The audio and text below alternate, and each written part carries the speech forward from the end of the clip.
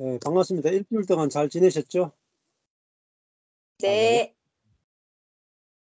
네, 지난번에 네, 누가복음 했죠? 네. 시작을. 혹시나 실수로 누가복음을 읽어보신 분이 계신가요? 네. 음. 혹시 누가복음 다는 못 1장 읽었습니다. 누가 읽었다고요? 네. 네. 네, 읽으신 분 가운데서 뭐 소감 한마디. 지난번 아마 읽으셨을 텐데 어떠셨는지 소감을 이야기하실 분 있으신가요?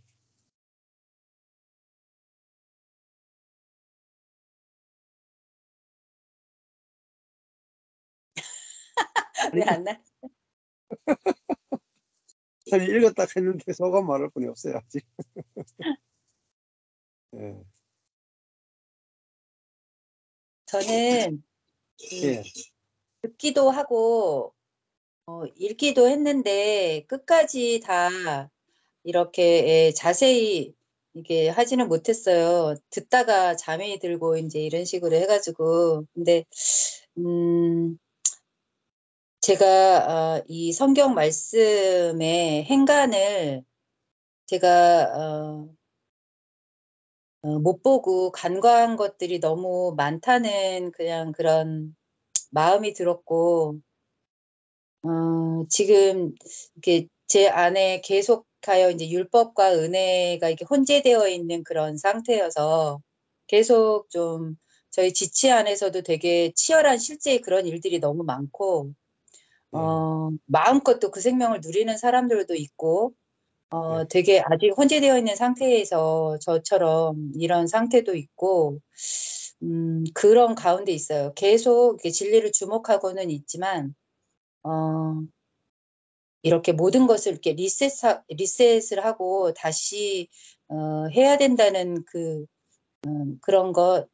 근데 이제 그런 것이 다 내려져야 되고, 이제 생각이 안 되고 자연스럽게 돼야 하는데, 예. 아직은 자연스럽지 못한 그런 것들이 많이 있더라고요.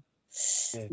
그래서 이제 이 세례 요한과 이제 마리아의 그 하나님 말씀 앞에 섰던 그 모습들, 그리고 이제 한 번도 그 묵상을 또 제가 깊이 못했었다는 생각이 들면서 마리아가 이제 그 사가라의 어머니 엘리사벳을 만나고 이렇게 하나님을 찬양하는 그 찬양과 또 그 되게 유명한 주의 여종이오니 주의 말씀대로 하옵소서라는 이 구절을 정말 지식으로 알고 있었고, 이것이 그 시대, 지금도 용납될 수 없는 그 일이며, 그 시대에 이 일이 어떻게 가능한가라는 그런 생각을 다시 해보면서,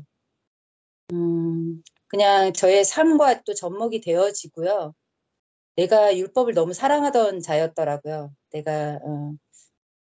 저는, 분명한 게 좋고, 좋은 성과를 내는 게 너무 좋고, 항상 그렇게 했었던, 이것이, 또 어떻게 보면 세상에서는 그게 옳은 말이기 때문에 누가 또 그것을 아니다 말할 수 없는 그런 음. 것들이 제 안에 많았었고, 그래서 이 진리를 대하는 저의 모습, 그러면서 이렇게 한 줄 한 줄 읽어나가는 그 순간순간, 행간을 되게 놓치고 있었던 그런 말씀들이 되게 많았었구나.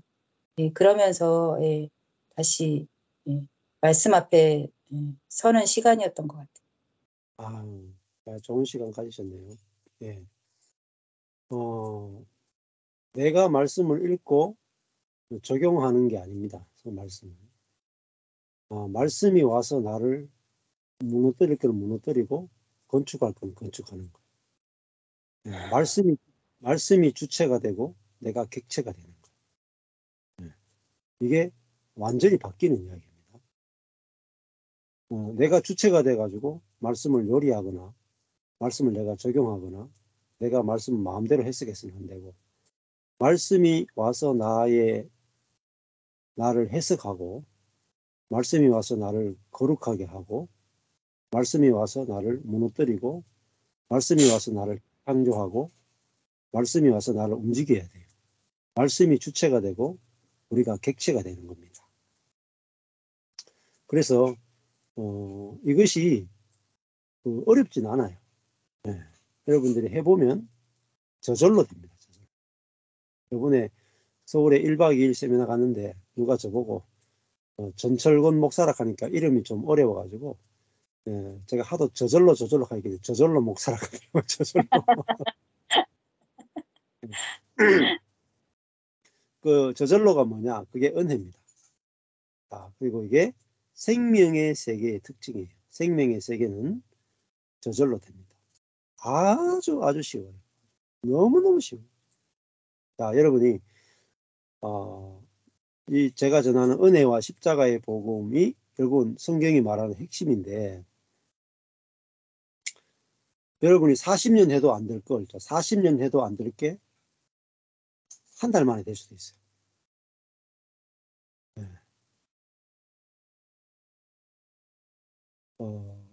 지금 요즘 이제 원래 이제 서울 모임을 봄부터 했거든요. 3, 4, 4월부터 했고, 서울에 이제 온땅의 빛교회는 한 4월부터 했고, 그 전에 작년 11월부터 서울에서 모였으니까 한 달에 한 번밖에 안 갔어요. 한 달에 한 번씩 가고 지금 딱 1년입니다. 1년인데 1년 동안 서울에 있는 지체들 가운데 내가 죽고 내 안에 예수가 사는 생명을 경험한 지체가 10명은 넘을 거예요. 이거는요 대단한 겁니다. 그러니까 완전히 패러다임이 완전히 바뀌어버리고요. 속에서 내가 한 번도 경험해 보지 못한 부활의 생명이 경험되는 거예요. 네. 그걸 이제 저도 놀래요. 저도 이만큼 빨리 많은 분들이 내 안에 이 부활의 생명, 새 생명을 경험하는 것은 굉장히 빠른 속도입니다.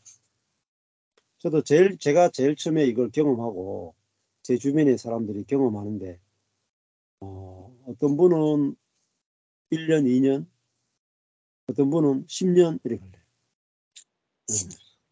네. 근데 요 근래에 와서는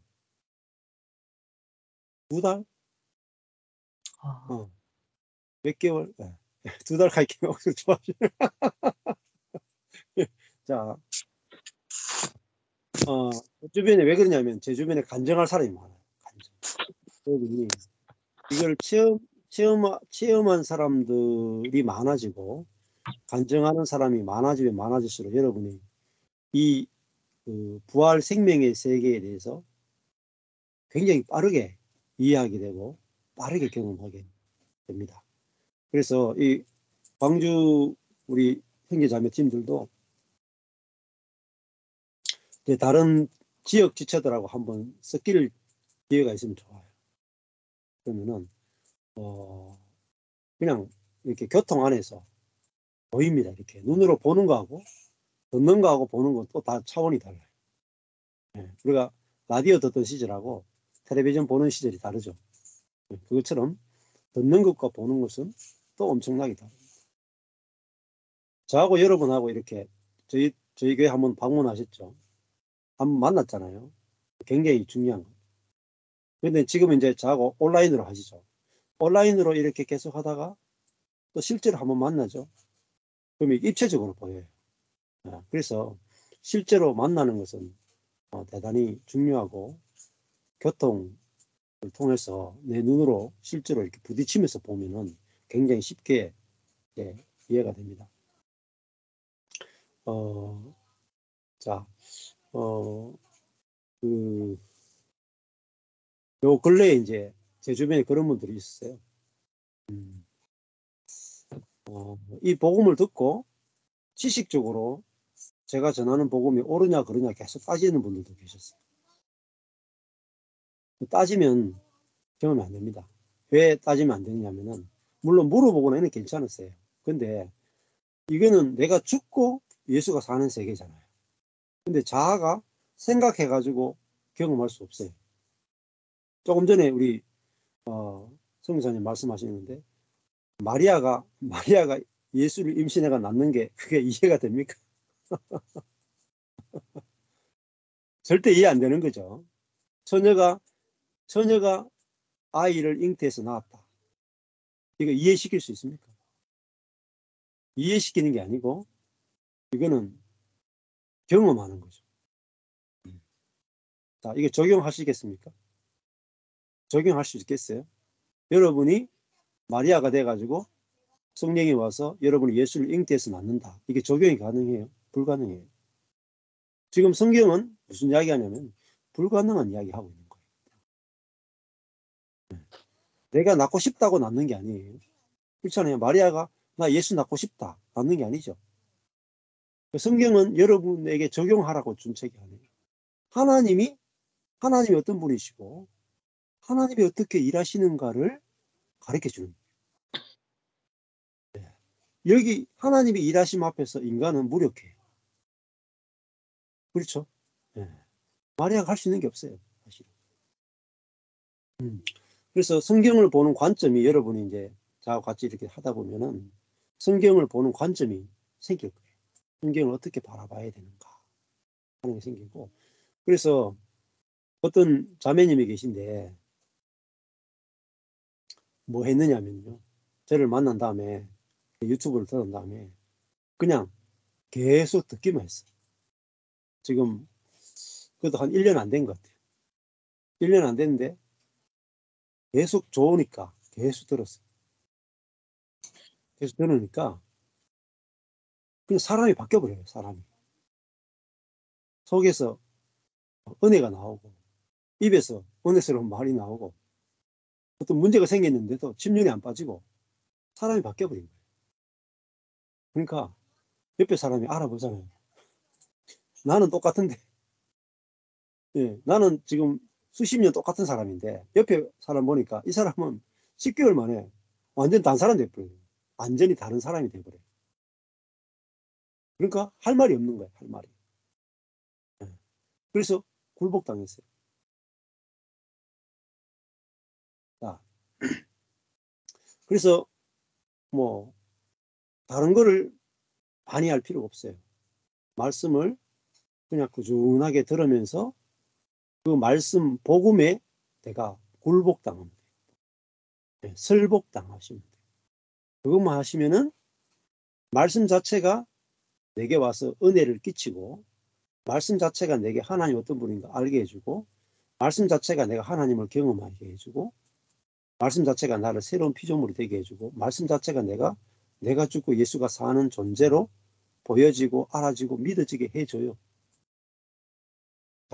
그러니까 이게 말씀 중심 신앙이라고 볼 수가 있습니다. 그래서 누가복음 자체가 누가가 바울의 제자죠. 사도 바울의 제자고 사도 바울과 함께 사도행전에 보면은 선교 여행을 같이 했고 누구보다도 바울에 대해서 깊이 아는 제자가 바로 누가입니다. 그래서 누가가 이제 그 사도행전 누가는 사실은 뭐 예수님 제자가 아니었죠. 예수님의 제자가 아니었기 때문에 예수님이 공생의 기간 동안에 어떻게 하셨는지 구체적으로 잘 몰라요. 근데 무엇을 잘하느냐? 사도행전은 다 알아요. 왜냐하면 자기가 사도 바울과 함께 같이 다녔기 때문에 바울과 그 일행들이 어떻게 했는지에 대해서는 자신이 동력자로 함께 했기 때문에 아주 상세하게 알아요. 근데 예수님의 구체적인 삶에 대해서 몰랐기 때문에 이 누가가 바울과 또 베드로와 주변의 바나바와 또 예수님의 제자들을 만나면서 상세하게 물어보고 그것에 대해서 기록한 성경이 누가복음이라고 볼 수가 있습니다. 그래서 신약 성경에 2권의 성경을 기록한 사람이 누가예요. 근데 분량이 엄청나게 많아요. 누가복음과 사도행전. 굉장한 분량이 많죠. 그래서 한 사람의 저작이 이제 누가복음과 사도행전으로 이어지기 때문에 신약의 역사를 알려면 누가복음과 사도행전을 연속해서 읽으시면 신약의 역사를 우리가 한꺼번에 다 꿰어낼 수 있습니다. 자, 그래서 이제 누가복음 1장 1절로 이렇게 보시면은 우리 중에 있죠. 우리 중에 이루어진 성취된 있습니다. 이루어졌다는 말은 플레로 포레오 완수된 성취된 완수된 사실에 대하여 우리에게 성취되고 완수된 그러니까 구약의 예언 또 하나님의 뜻이 완수되고 성취된 사실에 대하여 또 예수님이 이 땅에서 누가복음 안에서 보면은 이 땅에 태어나고 공생애를 거치고 죽고 부활하고 승천하신 또 말씀하시고 행하신 모든 그 사실에 대하여 처음부터 말씀의 목격자 되고 이렇게 되어 있습니다. 네.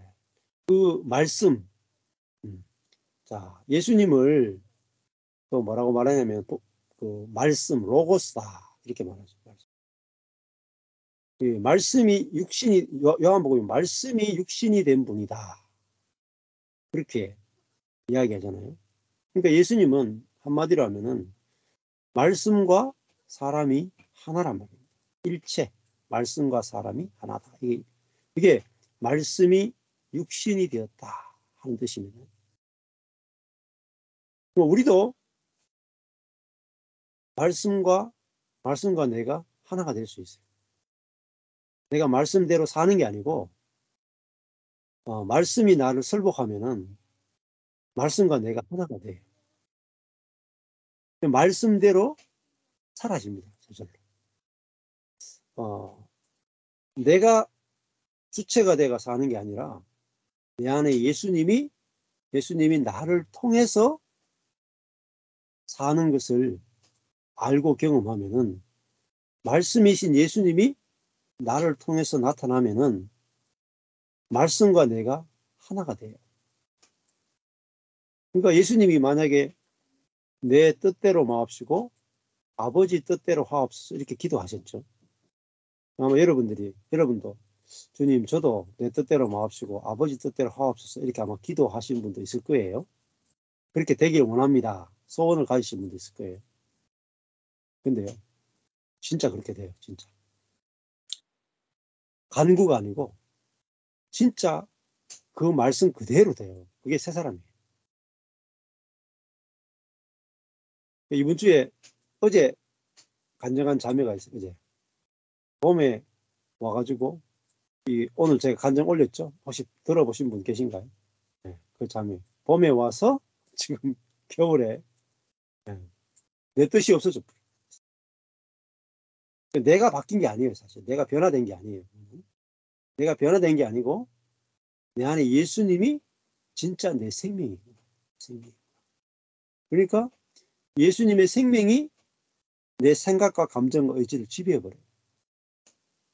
그러면은 예수님의 마음이 곧 내 마음이라서 예수님의 마음이 나를 통해 흘러나가요. 그 자매가 뭐라고 하냐면 나는 이제 소원이 없습니다. 소망밖에 없습니다.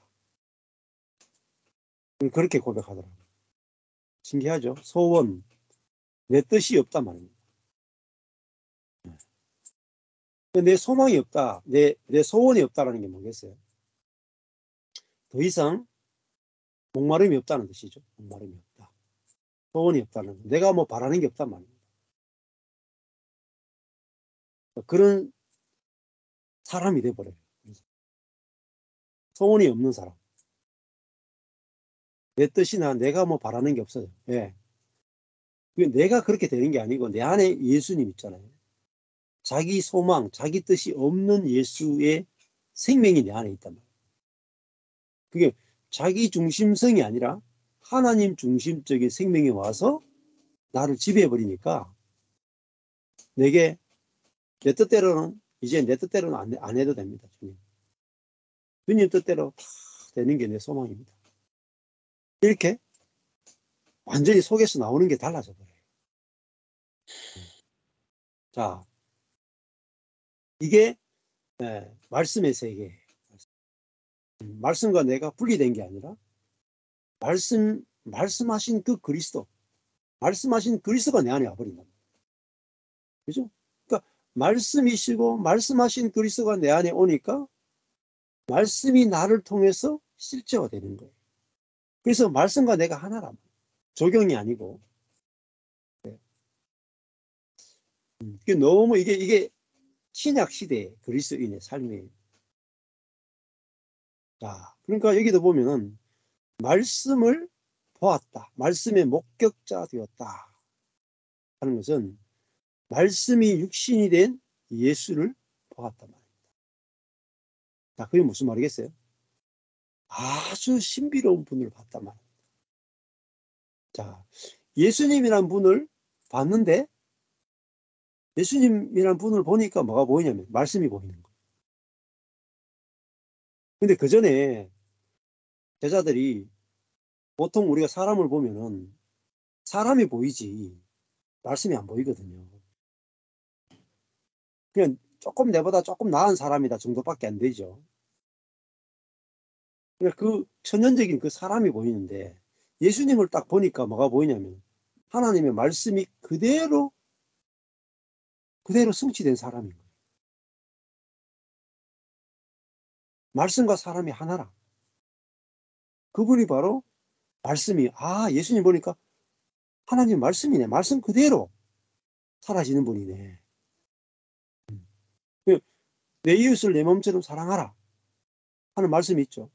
근데 그 말씀하고 예수님하고 하나라. 둘이 아니에요. 그걸 봤단 말이에요. 그게 말씀의 목격자라는 것입니다. 자, 그러니까 어떻게 가능하겠어요? 예수님이 말씀이고 말씀이 곧 예수님이고.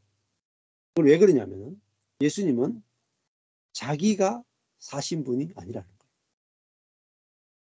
예수님은 자기가 산 분이 아니고 나는 스스로 아무것도 할 수 없다 하신 분이고, 그래서 자기 안에 있는 아버지가 자기를 통해서 사신다 하는 믿음으로 사신 분이다. 그러니까 예수님도 말씀이신 이유가 말씀이신 아버지가 예수님을 통해서 나타나셨단 말이에요. 그러니까 말씀이 성취되죠, 저절로. 자, 말씀보다 더 중요한 것은 말씀하신 분이 내 안에 들어오셨다. 자, 이게 뭐냐면은 우리도 성령님이 우리 안에 들어오셨다 하는 것은 왜 들어오셨느냐면 성령이 오신 이유는 말씀이 이루어지도록 하기 위해서 우리 안에 오셨어요. 그러면 엘리가 내 이웃을 내 몸처럼 사랑하라 이렇게 말씀이 있죠. 근데 이 말씀은 성령이 내 안에 오셔서 이 말씀을 실제가 되게 하시는 영이세요. 그래서 진리의 영이란 말은 실제의 영이란 뜻입니다. 자, 그러므로 모든 말씀은 우리 안에 계신 성령께서 다 지키시는 거예요. 내가 지키는 게 아니에요. 그래서 말씀의 적용은 성령이다. 기억하십시오. 말씀의 적용은 성령입니다. 네. 자, 그래서 예를 들면 염려하지 말라 이런 말씀이 있어요. 염려하지 말라. 염려하지 말라는 내가 지켜야 될 계명이 아니에요. 내 안에 성령께서 염려하지 않게 하시거든요. 염려하지 않는 영이 나를 지배해서 저절로 염려하지 않도록 만들어버리는 거예요. 이게 성령이 말씀을 우리 안에서 실제화시켜 주신단 말이에요. 자, 근데 이제 우리에게 몸이 있거든요. 몸 안에 죄성이 있어요. 몸 안에. 그래서 이걸 성령이 말씀이 실제화되는 것을 우리 몸에 있는 사단이 자꾸 막아요. 대적한단 말이에요. 예, 이걸 이제 두 가지 다 아셔야 돼요. 근데 우리는 내 몸에 있는 죄성이 뭐냐면, 죄성이 내가 하겠다라는 거예요. 내가 해야 된다는 거예요. 내가 할 수 있다는 거예요. 내가 말씀을 지킬 수 있고 행할 수 있고 순종할 수 있다. 이게 우리 몸 안에 있는 자기를 신뢰하는 거예요. 자, 자기를 신뢰하고 자기가 하려고 하니까 아무리 말씀대로 살려고 해도 실제화가 안 돼요. 그래서 어제 아까 전에 보냈던 그 자매가 뭐라고 했어요? 저절로 되네요. 저절로. 내 안에 예수님이 생명으로 와 계신다는 사실이 내가 믿어지는 순간에 저절로 감사가 되는 거예요. 저절로 내가 안식이 되는 거예요. 저절로 불편감이 없어진다. 이게 말씀이 육신이 되신 분을 목격했단 말이에요. 그 말은 나도 예수님이 사신 저 삶에 동참할 수 있다 하는 것을 보게 되는 거죠. 그게 말씀의 목격자가 됐다. 말씀이 육신이 되신 분을 우리가 보았다. 근데 이게 누구냐면은 이제 예수님의 제자들이죠. 제자들. 말씀에 처음부터 말씀을 목격하고 말씀을 보고 말씀과 함께 살았던 제자들을 말하는 거죠. 말씀의 목격자는. 그리고 목격자들 뿐만 아니라 이제 뭐가 됐냐면 일꾼이 됐어요. 일꾼. 일꾼이라는 말이 휘페레테스인데요. 하인, 고용인, 조수, 보조자 이런 뜻이 있어요. 그러니까 말씀의 목격자가 되고 말씀의 하인이 된 말씀이신 그리스도의 고용인, 하인이 된 보조자가 된 자들. 그러니까 이 복음을 이제 전하는 사람이 된 자들의 그럼 예수님의 목격자 일꾼은 결국 예수님의 제자들이 아니겠어요? 이들이 전해줬다 하는 걸로 파라디돔이에요. 이거는 전수하여줬다. 자기들이 갖고 있는 걸 그대로 옮겨줬다 이런 뜻이에요. 그래서 그 제자들이 전해준 그대로 내력을 저술하려고 붓을 든 사람이 많았다. 예수님의 그 이야기가 너무나 놀라운 이야기가 많으니까 마가가 그랬어요.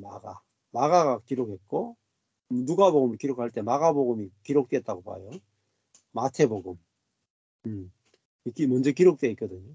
그리고 이거 외에도 또 있었을 거예요. 아마 마가복음, 마태복음 이걸 보면서 마가가 그 기록과 또 예수님의 제자들로부터 들었던 이야기를 자세히 미루어서 이제 예수님의 이야기를 쓰는 거죠. 자, 예수님이 사생애와 공생애를 기록하는 것입니다. 자, 그런데 예수님의 사적인 생애와 공적인 생애를 기록할 때 여러분이 사실적으로 기록을 하지만 또 하나 기억해야 될 것은 여기 보면은 3절에 이렇게 돼 있죠. 그 모든 일을 근원부터 처음부터 자세히 미루어 살핀 나도 데오빌로 각하에게 차례대로 연달아 잇따라 써보내는 것이 좋은 줄 알았다. 차례대로 쓰려고 했다 이 말이에요. 자, 그렇다고 해서 누가가 정확한 차례대로 예수님의 생애를 다 기록했다고는 볼 수가 없어요. 자, 마태, 마가, 누가, 요한을 복음을 읽어보면 순서가 달라요. 순서가 다른 부분들이 있어요. 예수님이 앞에 하신 일과 뒤에 하신 일이 상호 교차적으로 기록이 되어 있어요.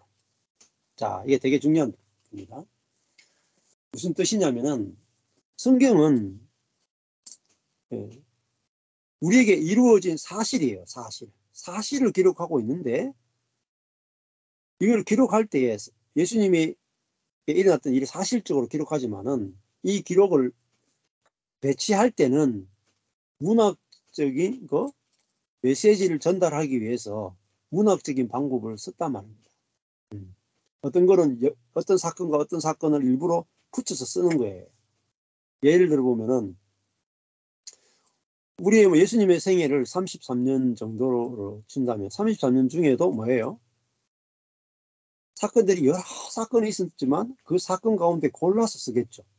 골라서 쓰고 또 그것들이 그 많은 일들 가운데 골라낼 거고 골라낸 일들은 상호 연관성을 가지고 배열한단 말입니다. 예, 그렇게 쓴 것이 누가복음이라는 사실을 아셔요. 마태, 마가, 누가, 요한 다 그래요. 그리고 누가복음 같은 경우에는 특별히 가난한 자, 예, 연약한 자를 위해서 정말 사람으로 오신 그 예수님에게 포커스를 맞춰서 그런 관점으로 예수님의 삶과 생애를 쭉 연결해서 기록했다라고 볼 수가 있어요. 자, 이런 것들을 알아야 여러분 성경을 읽거나 해석하고 할 때 이런 베이스가 있어야 성경을 올바르게 해석해 나갈 수가 있어요. 안 그러면은 이단이라든지 이상한 데 가면은 막 마음대로 막 해석해 버려요. 네, 기본적인 베이스들은 알고 있는 게 좋다라고 볼 수가 있죠. 성경이 어떤 식으로 기록됐는가. 그 성격을 알 때 성경을 잘 해석할 수 있는 베이스가 갖춰진다고 볼 수가 있습니다. 자, 그래서 1장 3절에 그 모든 일을 근원부터 자세히 미루어 살핀 나도 하는 것은 누가가 예수님의 생애 가운데서 데오빌로에게 예수님의 어떤 부분을 잘 소개하기 위해서 집중적으로 아주 틀림없는 사실을 중심으로 해서 골라가지고 기록했다. 이렇게 볼 수가 있죠. 그래서 이 데오빌로라고 하는 것은 신을 사랑하는 이런 뜻이에요. 하나님의 친구라는 뜻이에요. 그래서 이 사람이 실제 인물인지 아니면은 가명을 쓰고 있는지는 우리가 정확하게 알 수 없죠. 그렇지만은 하여튼 이 누가복음을 받는 사람은 데오빌로라고 하는 각하의 아주 높은 사람이라고도 볼 수가 있겠죠. 이 사람에게 여기 보면 근원부터 자세히 이렇게 해놨다가 또 다시 차례대로 써보내는 것이 좋은 줄 알았다. 이렇게 그러니까 굉장히 신빙성 있는 확실한 것들만 골라서 데오빌로 각하에게 보내는데 왜 이걸 누가복음을 썼느냐?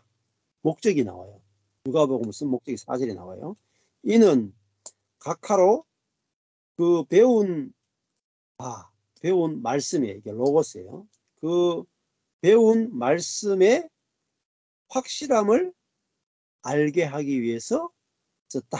이렇게 말해요. 자, 그러니까 이 데오빌로가 전혀 모르는 사람이 복음을 모르는 사람이 아니고 복음을 받아들인 사람이죠. 그런데 그 자기가 배운 그 복음 말씀, 그 배운 말씀이 얼마나 견고하냐, 확실하냐, 안전하냐 이 뜻이에요. 확실하다는 말은 아스팔레이아, 견고하다, 안전하다는 뜻입니다. 그 배운 말씀의 견고함, 확실함을 에피기노스코 하는 말은 알게 하고 이해하기 위해서 보냈단 말입니다. 자, 그러니까 누가복음을 쓴 목적은 데오빌로가 배운 복음이 얼마나 안전한지 견고한지 인식시키고 이해시키기 위해서 썼다 이렇게 보는 거죠. 그 말은 우리도 복음을 들었지만은 뭐가 필요해요? 우리가 들은 이 복음이 얼마나 확실한가 하는 것을 깨닫는 게 중요하다. 네. 그래서 복음을 성경을 마태, 마가, 누가, 요한 이렇게 신약 성경을 쭉 읽으면서 우리에게 필요한 게 뭐냐면 우리가 배운 그 복음이 얼마나 확실한가 깨닫는 거예요. 그게 성경 공부의 목적이에요. 복음이 아주 선명하게 확실하게 알아지는 게 중요해요.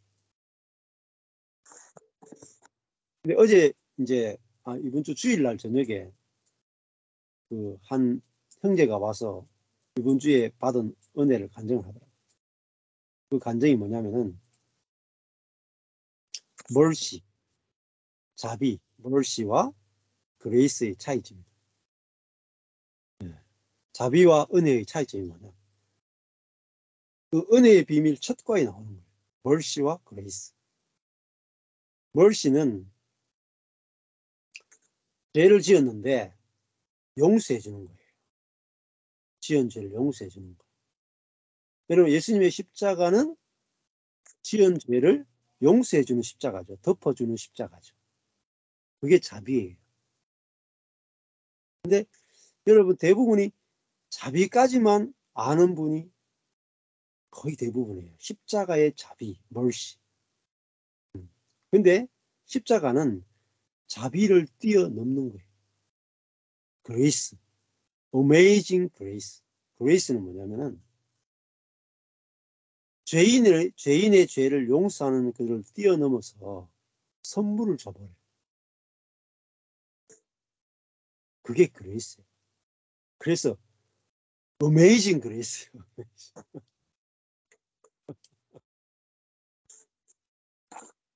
자, 그거를 은혜라 그러고, 그 은혜가 뭐냐? 곧 사랑이에요. 그게 이번 주에 말씀을 듣는 중에 확실하게 알아졌다니, 확실하게. 아, 하나님 어떤 하나님이냐? 죄에 대해서 덮어주는 하나님. 더 이상 우리가 죄를 지어도 심판하지 않는 하나님. 이것도 사실은 확신하는 게 쉽지 않아요. 기독교인들이. 내가 어떤 죄를 지어도 예수 믿은 다음에 뭐 내가 하나님이 어떤 죄에 대해서도 심판하지 않는다. 예, 죄를 용서해 주신다. 덮어 주신다. 그리스도의 보혈로 덮어 주신다. 이게 멀시예요, 멀시. 주님이 우리를 자비를 베푸는 거예요. 근데 이것도 큰 사랑이죠. 큰 사랑이죠. 근데 있잖아요. 여러분이 하나님이 정말로 좋아지려면은 그레이스를 알아야 돼요. 그레이스는 뭐냐면은 죄를 지었는데 선물을 줘봐. 이게 그레이스예요. 그러면 이 그레이스하고 율법은 다르죠. 그레이스와 율법은 완전히 다른 거예요. 왜 율법주의가 나쁜 거냐면 율법주의는 내가 하나님께 순종하면 복을 주고 불순종하면 저주를 주죠. 이게 율법이에요. 율법 안에는 자, 뭐가 없을까요? 두 가지가 없죠. 멀시.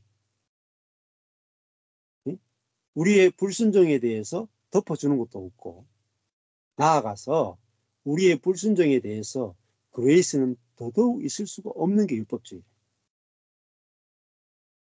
그러면 우리의 그리스도인의 삶이 율법의 기초에서 사느냐, 멀시에서 기초에서 사느냐, 그레이스라 기초 위에 사느냐, 완전히 삶이 달라져 버려요. 저도 하나님이 죄 용서하신 하나님 정도는 알았어요. 멀시. 근데 그레이스의 하나님을 몰랐던 거예요.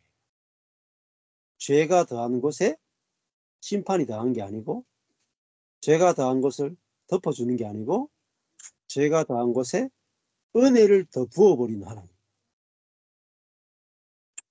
그래서 그 은혜로 말미암아 죄를 이기게 하신 하나님까지 가야 진짜 하나님 만난 거예요.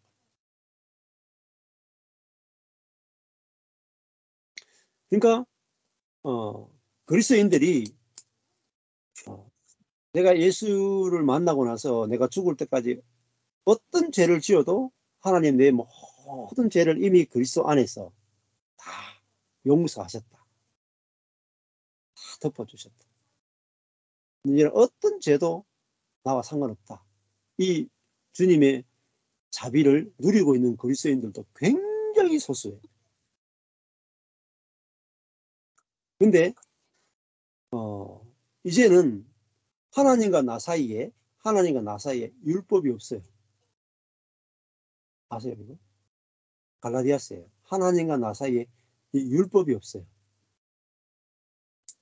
하나님과 나는 이제 뭐죠? 아버지와 아들의 관계가 된 거예요.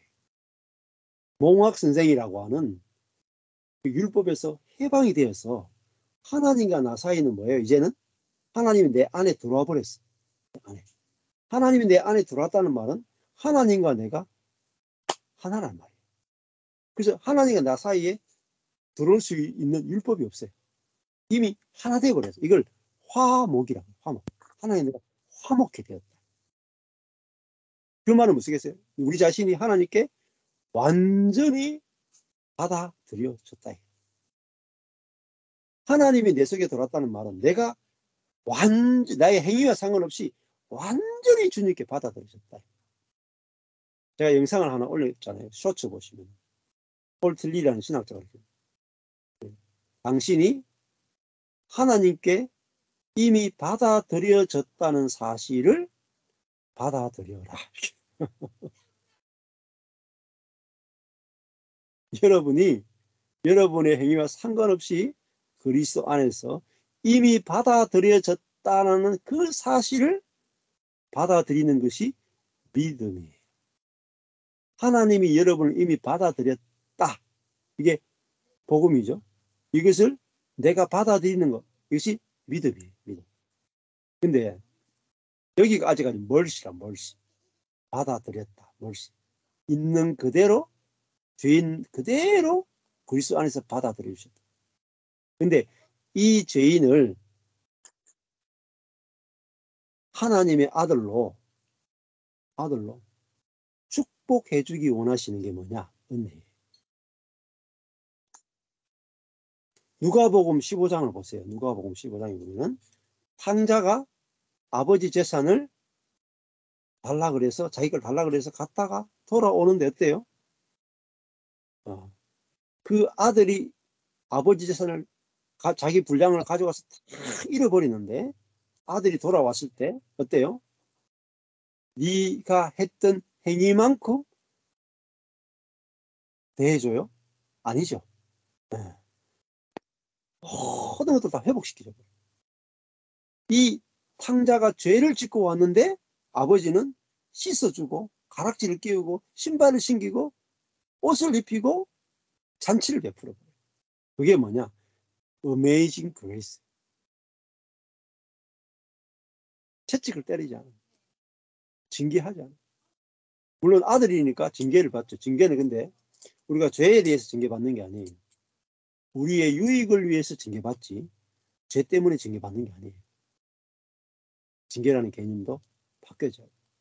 그러니까 하나님이 우리의 유익을 위해서 행하시는 분이지 육신의 아버지처럼 열받아가 때리는 게 절대 없어요. 하나님. 자, 그래서 우리가 복음 중에 복음이 뭐냐? 이제 은혜의 하나님을 정확하게 아는 거예요. 자, 그래서 이 누가가 지금 누가복음 전체를 기록하면서 그들이 이 데오빌로가 예수 그리스도에 대해서 하나님에 대해서 성령님에 대해서 배운 게 있죠. 그 배운 것에 대해서 아주 확실한 그것이 배웠던 것이 얼마나 확실한지 그걸 더 경고케 하기 위해서 누가복음을 이렇게 24장이 되는 것을 아주 상세하게 디테일하게 적어서 보내는 거예요. 적용을 위해서 한 게 아니라 복음의 확실성을 위해서. 자, 그러니까 우리도 복음을 이렇게 설명할 수 있어야 되는 거죠. 복음의 폭력성을 설명할 수 있어요. 자, 여러분이 복음을 듣게 되면 복음을 확실하게 알게 돼요. 그래서 이번에 이제 어제 저녁에 하고 오늘 새벽에 두 자매님이 저한테 간증을 했어요. 간증이 똑같아요. 두 분 다 딸이 갑자기 절망에 빠진 거야. 딸이. 그러니까 대학생 딸인데. 둘 다 인생을 왜 살아야 되냐. 이럴 바에는 죽는 게 낫다. 두 딸이 다 절망한 거야. 근데 이 엄마 두 사람이 공통점이 뭐냐. 똑같이 지난 겨울에 서울에서 저를 만났다. 서울 시립대 앞에서. 시립대 앞에서 만나가지고 커피숍에서 금요일 밤 12시까지 이야기하고 토요일까지 이야기하고 딱 만난 지 1년 됐어요. 근데 그 두 분 다 딸이 지난주에 다 절망했는 거예요. 대학생 딸들. 차라리 죽는 게 낫겠다 하고 절망하고 있어요. 근데 이 두 분 다 반응이 똑같아요. 좋은 기회다. 좋은 기회. 신기하죠? 응? 잘 됐다. 반응이 완전 다르죠. 1년 전에 반응하고 지금 반응하고 완전히 달라요, 두 분이. 그래서 두 분 다 동일하게 딸을 붙들고 입에서 복음이 술술술술. 내 자신이 절망하는 게 좋아. 안 그러면은 내가 산다만 내가 잘 사는 거야. 내가 내 힘으로, 내 지혜로, 내 선함으로 내가 잘 살 수 있다고 생각하는 거야. 그게 옛사람이고 가짜야. 네가 절망하는 건 참 좋은 거야. 그래야 네 안에 있는 예수의 생명을 보게 되는 거야. 하나님은 네 안에 있는 예수 생명을 보게 하고 그 예수 생명으로 살게 하기 위해서 네게 절망을 주는 거야. 내 자아가 사단에게 포로된 자아고 자기중심적인 자아이기 때문에 절망할 수밖에 없어. 내가 원하는 대로 막 살고 싶은데 안 되잖아요. 당연히 절망이 되지. 자아는 절망이 이르러야 돼. 하루빨리 이르러야 돼. 그리고 네 안에 예수의 생명이 있는 걸 봐.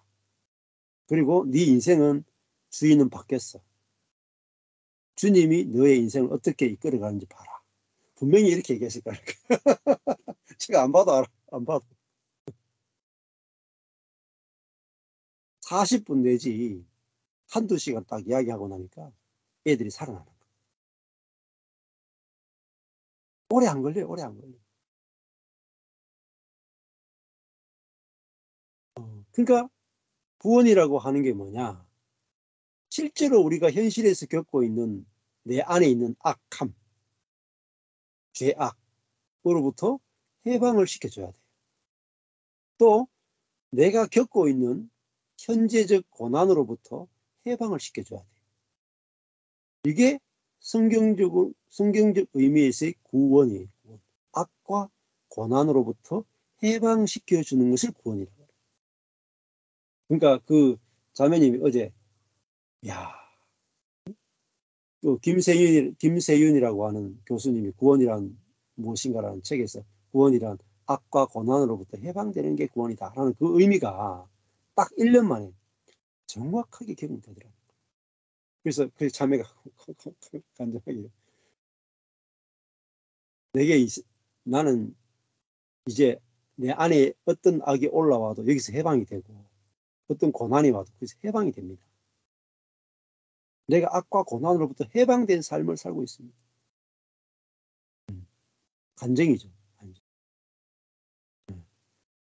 이게 있으면 있잖아요. 전도가 저절로 돼요. 계속 간증이 나옵니다. 계속. 모든 어떤 문제를 겪든지 그 문제로부터 자유케 되는 간증이 계속 나오고요. 내 속에서 어떤 악이 올라오더라도 이 악을 이기는 간증이 계속 나와요. 삶 속에서. 그러니까요. 삶 속에 계속적인 간증이 나와요. 그게 뭔지 아십니까? 그게 전도예요. 내 존재로, 내 삶으로 전도하는 거예요. 그러면요. 주변에 어떤 사람으로 다 널려 있어요. 내 옆에 있잖아요. 99.9%가 악에게 지배당하는 사람이고 99.9%가 고난에 지배당하는 사람이고 99.9%가 문제에 속박되어 살아가는 사람. 욕심의 종로로 타고 있잖아요. 정욕의 종로로 타고 죄의 종로로 타고 문제의 종로로 타는 사람들로 꽉 깔렸어요. 99.9%예요. 어떻게 보면 99.99%예요. 근데 그 중에서 내가 예수 생명으로 사라지면 어떨까요? 그 아까 전에 우리 이제 권사님이신가? 누가 했더라? 그 조선시대 우리가 지금 우리가 있잖아요. 갑자기 100년 전에 조선시대로 쫙 갔다고 생각해 보세요. 막 흰 옷 입고 덮밥자락 입고 있는 조선시대로 쫙 가면은 그 사람들 우리를 보면 어떻겠어요? 확 눈에 띄겠죠. 표정도 다르고 말도 다르고 사람 관계 맺는 것도 다르고 완전히 다른 외계인 아니겠어요? 외계인. 100년 전에 돌아가면. 그게 새로운 피조물이에요.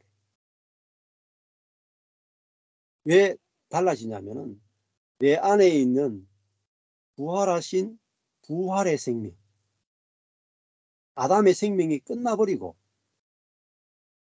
죽음 이후에 하나님의 생명이 바로 부활의 생명이에요. 이 부활의 생명이 나를 지배해서 나온단 말이에요. 나의 생각과 감정과 의지를 다 지배해서 내게서 흘러나와요. 그게 배에서 생수가 나오는 거예요. 그러니까 처음에는 작게 나올 수 있어요. 작게 나오도요. 완전히 다른 거예요. 이전 것은 지나갔으니 보라 새 것이 되었도다 할 때 이게 이전 것은 구약이거든요.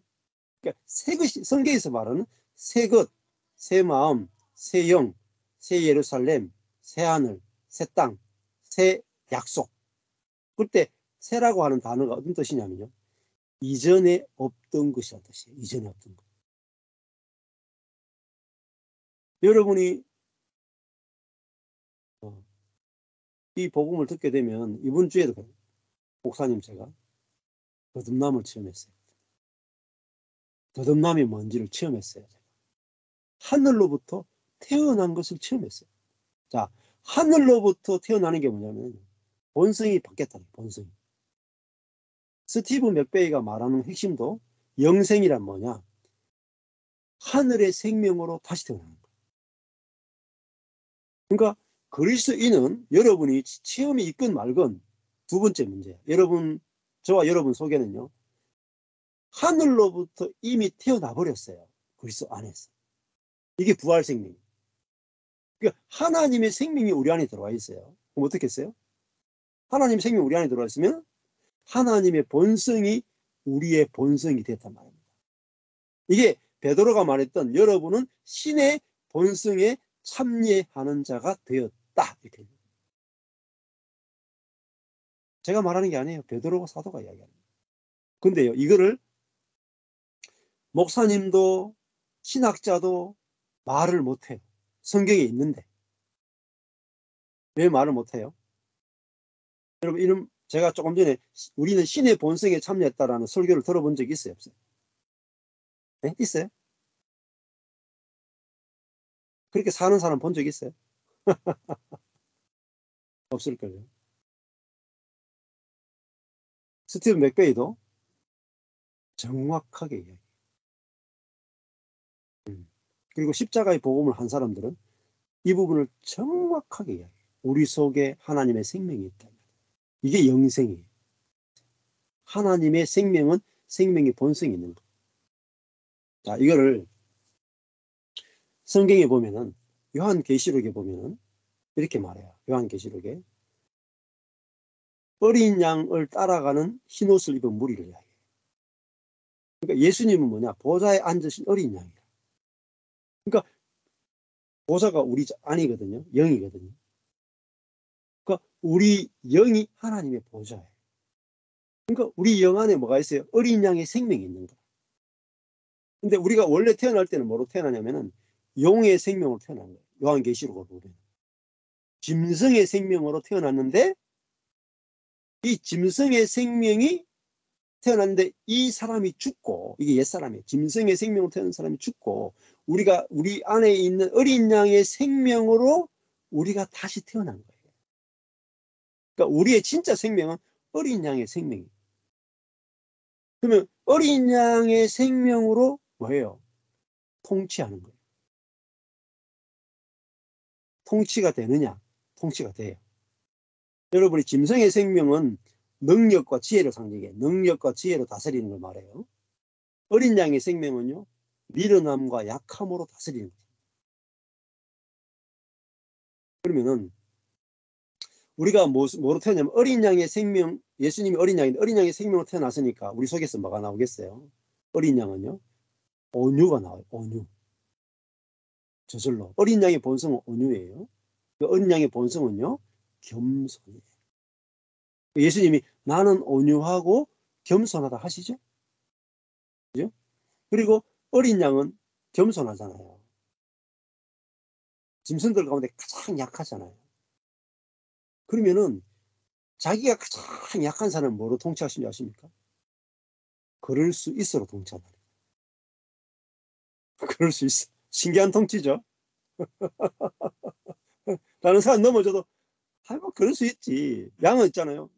눈이 어두워가 잘 안 보여. 막 길을 잘 잃어. 다른 사람 좀 눈이 잘 안 보고 길을 잃어. 그럴 수 있지. 그럴 수 있지. 어. 근데 양은 넘어졌는데 못 일어나. 자기 스스로 못 일어나. 자기 누가 도와줘야 일어나. 그게 넘어져가지고 막 제대로 자기 힘도 없어가 제대로 못 일어나고 막 그래. 의지력 약하고 막 이런 사람 있잖아요. 보면 화답길 나는 사람. 근데 짐승들을 보면요, 막 화가 난다니까. 저거 빨리 일어나지. 저거 왜 저러고 있냐.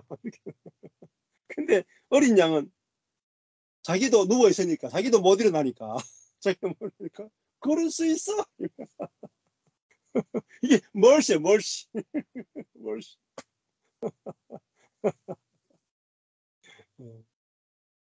신기하다니까요. 이게 어린 양의 생명은 뭐로 다스리냐면요, 멀씨와 그레이스로 다스려.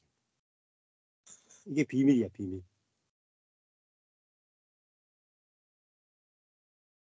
오늘 그 요한계시록 했거든요, 아침에. 그 유저지에 계신 선교사님이 제가 나눔을 했는데 뭐라고 말씀하신지 아세요? 너무 재밌게 얘기해요. 제가 저희 교회 이야기를 했거든요.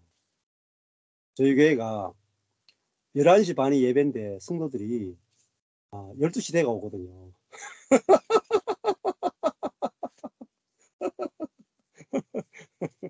근데 있잖아요. 제가요. 그럴 수 있어 하거든요. 그럴 수 있어.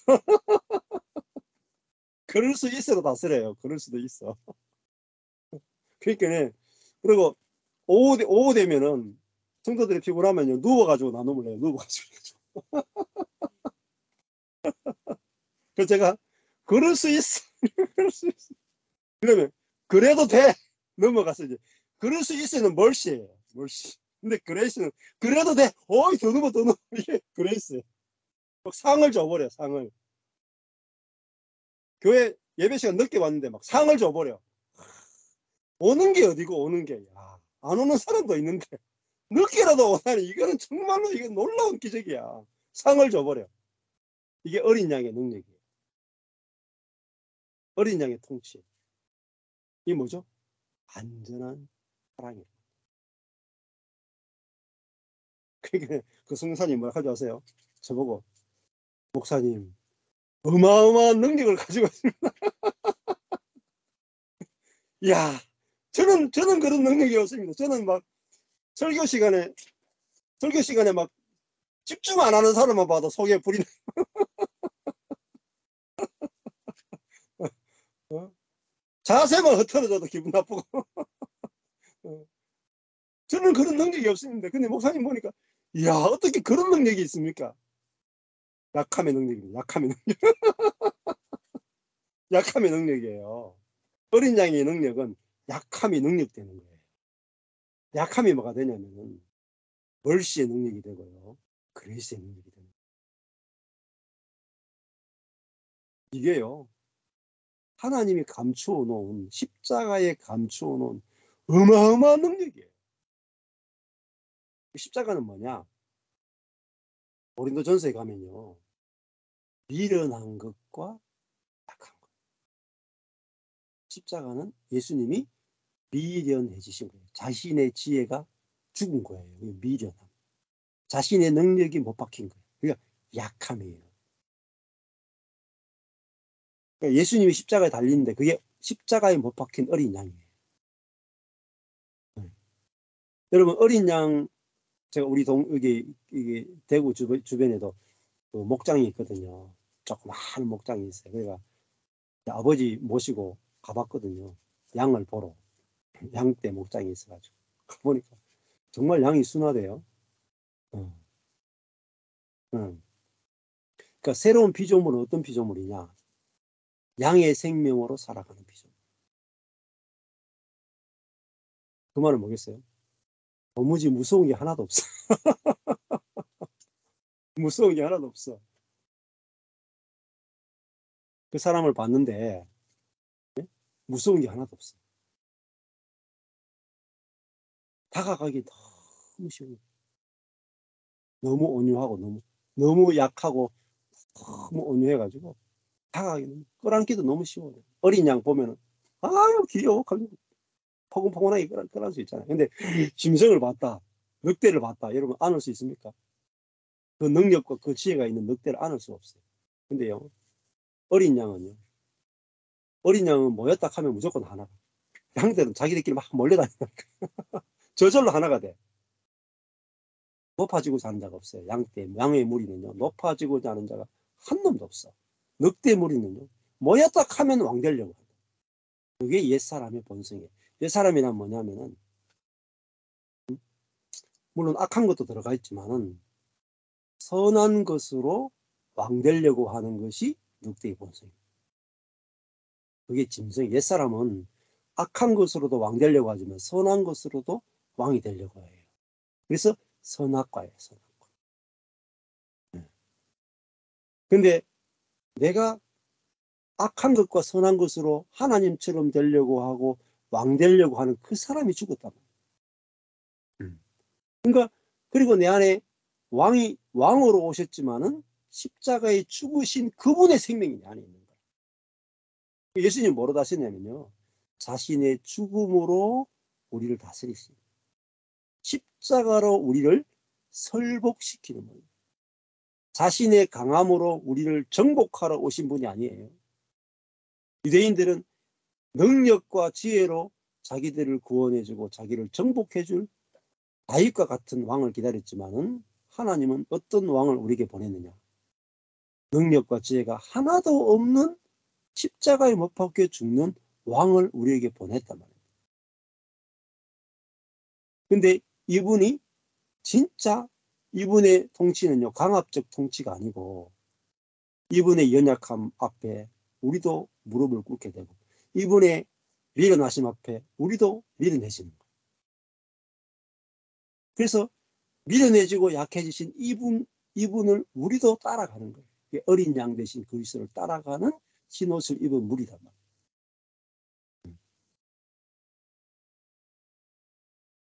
네. 저와 여러분이 하나님이 우리를 받아줄 뿐만 아니라 우리의 약함과 미련함을 온전하다고 하시는 그분의 은혜를 입게 되면 우리는 하나님과 사람 앞에 벌거벗을 수 있는 사람이 되고 벌거벗어도 부끄럽지 않은 사람이 되고 우리의 약함과 미련함이 드러나도 조금 더 부끄럽지 않고 당당하게 우리의 약함과 미련함을 내어놓을 수 있게 돼요. 그러면요 여러분을 따르는 제자가 생기는 게 아니고요. 양은 자기 제자가 없어요. 사실. 양은 뭐가 있어요? 같은 양무리가 있는 거예요. 이게 형제를 얻는 거예요. 이게 진짜 교회예요. 여러분도 사실 제 제자가 아니에요. 제가 가르쳐도. 같은 우리는 뭐죠? 같은 양으로 주님 앞에서 주님만이 목자가 되시고 우리 모두는 같은 양으로 만나는 거예요. 범나지가 없이. 그죠? 네. 그게 진짜 교회고 진짜 복음을 알게 됐을 때 나타나는 열매다. 이렇게 볼 수가 있죠. 네. 그래서 제가 서울에 유명한 교회 엄청나게 전국의 모든 교회를 다 쫓아다녀봤어요. 유명하다는 교회, 감추어진 교회까지 다 뒤져봤어요.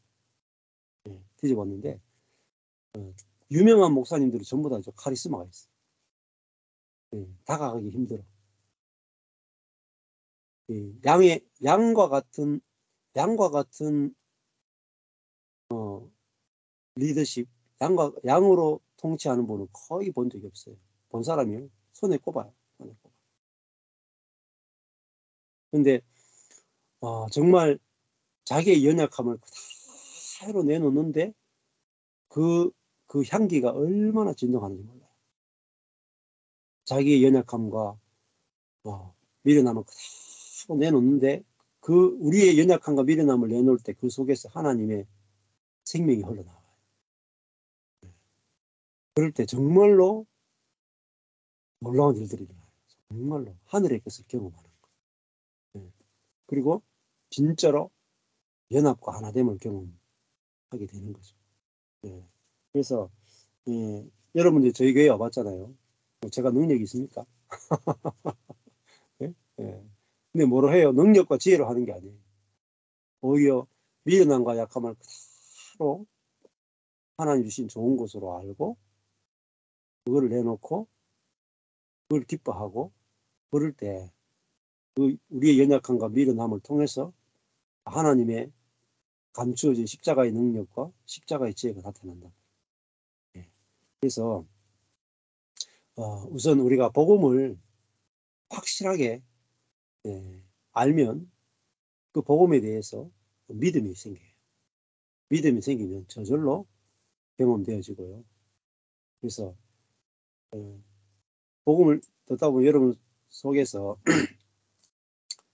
1년 들었던 자매들이 이렇게 하면 내가 내 안에 있는 생명이 예수의 생명이 어린 양의 생명이라는 걸 알고 나니까 저절로 내게서 어린 양의 마음이 나오고요. 어린 양의 본성이 나오더라고요. 노력한 게 1도 없어요. 저절로 나와요. 여러분 속에 있는 예수의 생명이 어떤 생명인지 알기만 하면 그 생명이 여러분 겉에 있는 짐승의 생명을 이기고 나온다니까요. 어린 양의 생명이 짐승의 생명을 이기고 나와요. 그래서 어떻게 되는지 아십니까? 이기려고 하는 사람이 지려고 하는 사람으로 바뀌어요.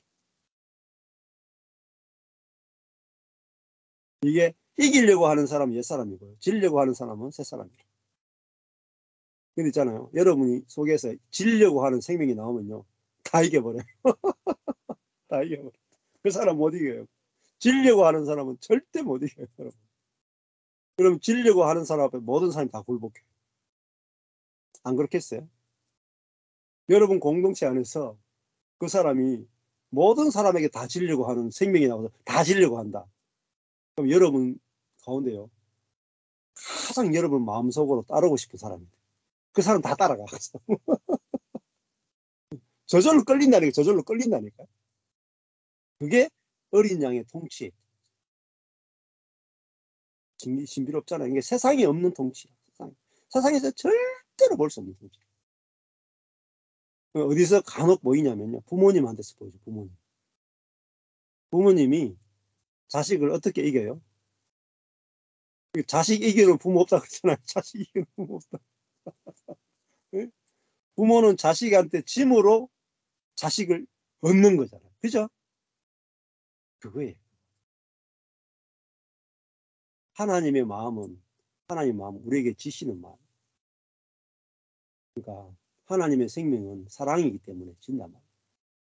그러니까 우리가 우리에게 온 생명이 질 수 있는 능력이에요. 질 수 있는 능력. 그러니까요. 어디 부딪혀가 질 수 있는 능력. 이 능력만 있으면 고난이 없어져요. 갈등이 없어져요. 저절로 하나가 돼요. 이게 여러분 속에 있습니다. 어린 양의 생명이 속에 있어. 근데 이게 아직 짐승의 생명을 확 깨고 제대로 나온 적이 없어서 그렇죠. 여러분 속에 있습니다. 어린 양의 생명. 그래서 하나님께 여러분의 겉에 있는 이 짐승의 생명을 깨기 위해서 공동체로 묶어놓고 부딪히게 하는 거야. 늑대와 늑대가 딱 부딪히는 순간에 속에 있는 어린 양의 생명이 팍 나온다니까. 그러면요, 날 잡아드세요. 이렇게 날 잡아드세요. 어린 양의 생명이 마음껏 나를 잡아드세요. 당신이 살 수 있다면 내 목숨까지도 다 잡아드세요. 저절로 나옵니다. 저절로. 그래서요, 공동체로 살면서 깨지는 것도 필요해요.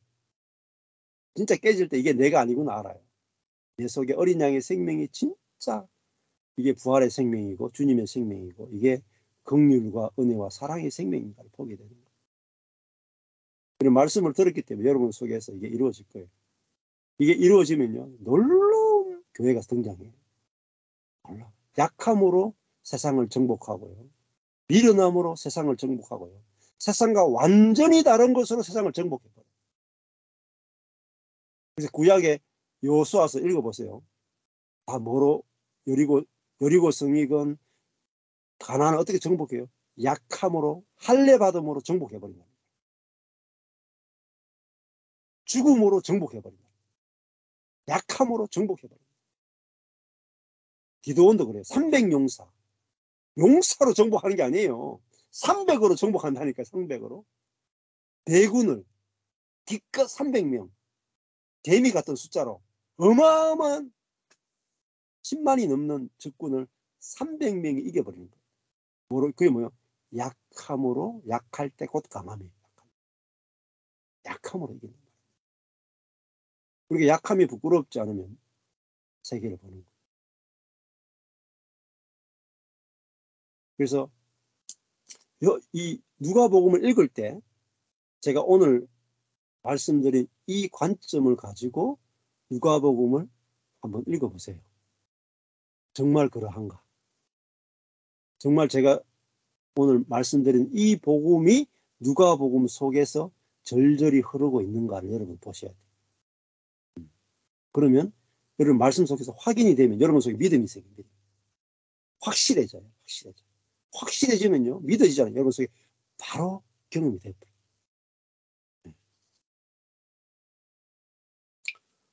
감사합니다. 여기까지 하겠습니다.